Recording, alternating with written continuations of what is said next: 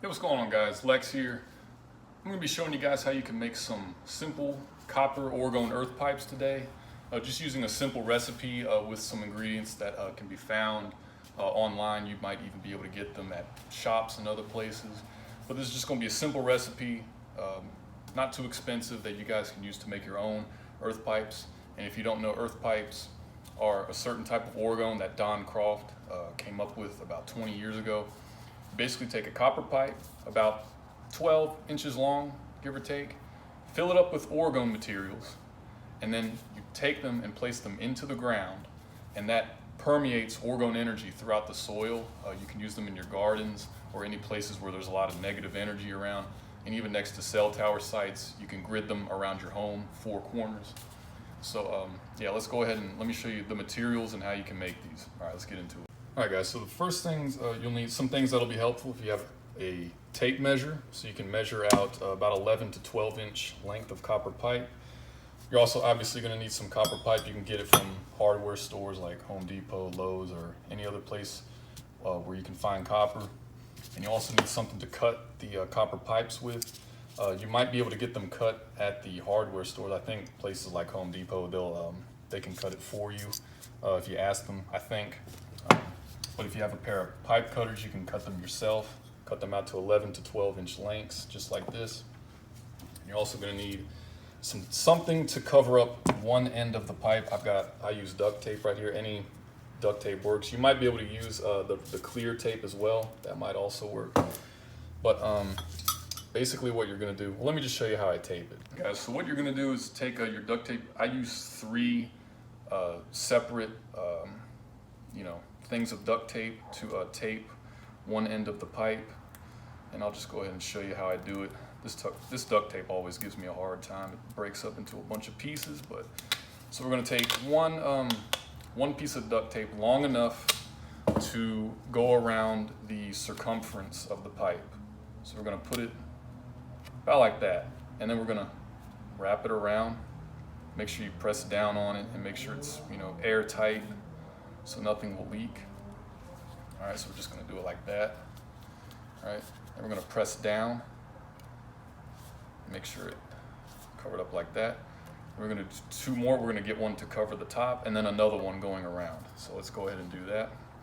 So this time we're going to use a smaller piece of tape, like the size of a square, about like that.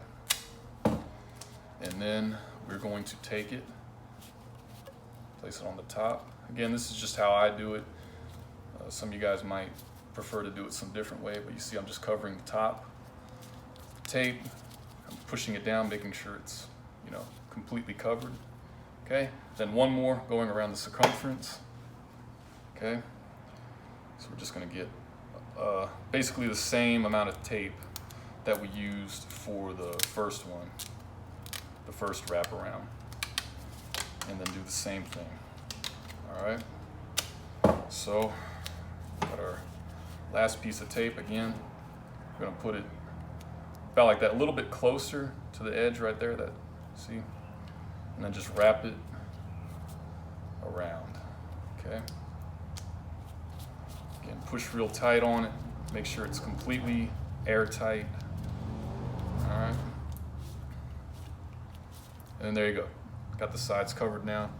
I'm gonna be making 3 in this video, so you'll be able to see. So that's what they should look like. Just make sure they're really tight on there, okay? All right, guys, so now we've got our pipes ready. Now we're gonna get the ingredients together. So I've got right here some Shungite powder, okay? And again, this is just a simple recipe to make some powerful enough earth pipes that they'll definitely have a lot of power to them.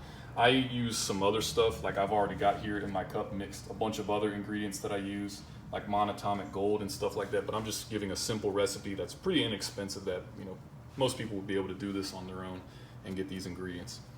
So I got Shungite powder, black iron oxide, this is tartaric acid, it's also called Rochelle salt, and the reason I put this in all my orgonite is because it's very piezoelectric, meaning when you squeeze it, it produces electricity. I've also got some finely crushed quartz sand right here. You can use really any kind of sand. Sand is basically quartz. You can use sand from your local beach as well. and also selenite. And I'm gonna take a little bit of this and crush it with a hammer and get it into finely grained powder. And then we're gonna put all our ingredients in this. Let's go ahead and do that. Now, how much to use? I really don't have like a set amount. I'm doing 3 earth pipes right here, and then whatever I have left, I'm just gonna make Towerbusters with. You know, I'm just gonna pour it in to my little muffin silicone mold and just use the rest to make Towerbusters. But I'm gonna use 1 heaping scoop of black iron oxide. I'm just gonna do that. You can just use your intuition. And I'm gonna grab some Shungite powder. I'm gonna use about that much, not too much Shungite powder. And the Rochelle salts, I'm gonna use 1 spoonful of the Rochelle salts. That's what they look like. It looks kind of like salt. That's gonna go in there. And again, I'm mixing this with all my other ingredients in there, okay? And then sand, I use quite a bit of sand, maybe 3 or 4 spoonfuls of quartz sand, okay? So that's going in there, and there's our ingredients. And we're gonna mix this up in the resin. And guys, I almost forgot, just wanted to show me putting the selenite in the ingredients. Again, that was the selenite. I took a hammer and crushed up into some little fine pieces like that. So that's how you do that. All right, guys, so the next thing we're gonna do is pour our resin. I've got these 2 cups right here. I use these cups every time that I mix resin so that I don't have to keep wasting cups. So these are like my 2 designated resin cups, okay? This one I pour the part A epoxy resin, and this one I pour the part B, all right? So this is my part A resin right here, and I'm gonna go ahead and pour some of this into my cup here. I'm gonna pour about maybe about halfway up the cup. So just pour it in like that. Fill it up about halfway, maybe to 3/4. Just gonna estimate. It's only 3 earth pipes, so. All right, so that's in there. So let me show you the resin in there. Oh, it's almost about to spill out, but yeah, I filled it up. I'll turn the camera around in just a second to show y'all. But now I'm gonna do the part B for the epoxy resin. Fill it up 50-50, same amount. So here we go with that. I'm gonna pour in, let's see, okay, down to that 3rd dot right there. Just gonna pour in the part B, same amount. All right, then we're gonna put them, I'm gonna put them on my counter here side by side and make sure that they're equal. So let's have a look. And yeah, I think I pretty much got it on my first try. So I think, yeah, there's a little too much in the part B, so I'm just gonna take it, pour a little bit back in, no big deal. Okay.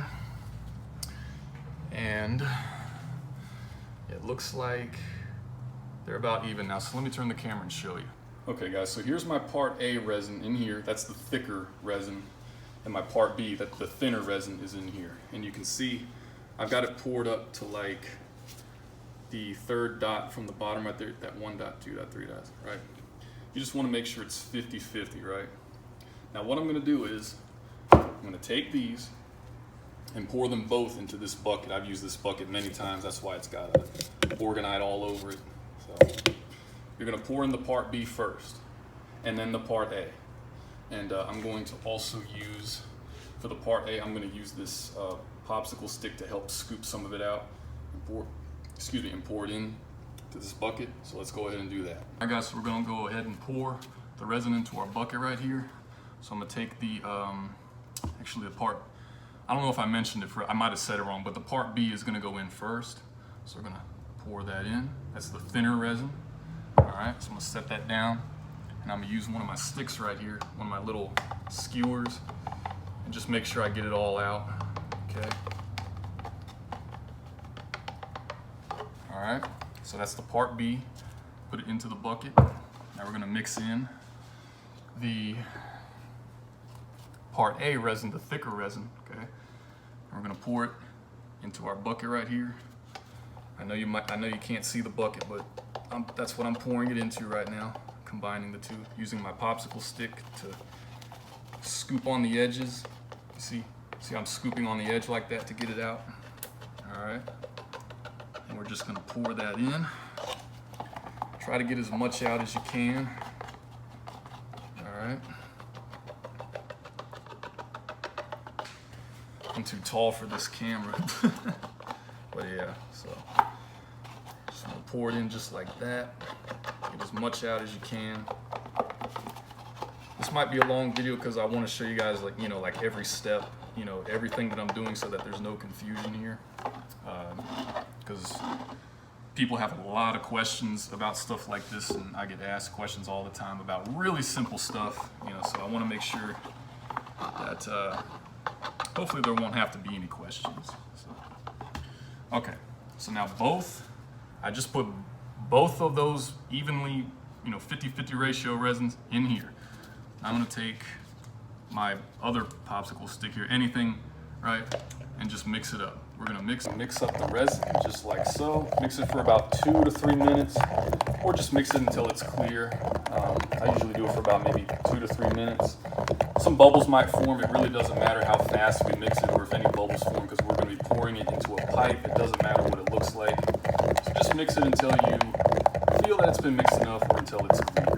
And the next thing we're gonna do is pour our ingredients in there. So that cup that we use to mix our ingredients into, we're gonna pour this all in here and mix it together, all right? So I'm gonna go ahead and pour everything in here and then mix it. So I just poured the ingredients in, and now it's turning black, mostly from the black iron oxide and the Shungite. That's mostly what's in there. So it's gonna turn like a black color. And again, I've also got some of my other ingredients in there, like monatomic gold, red iron oxide, and a whole bunch of other things.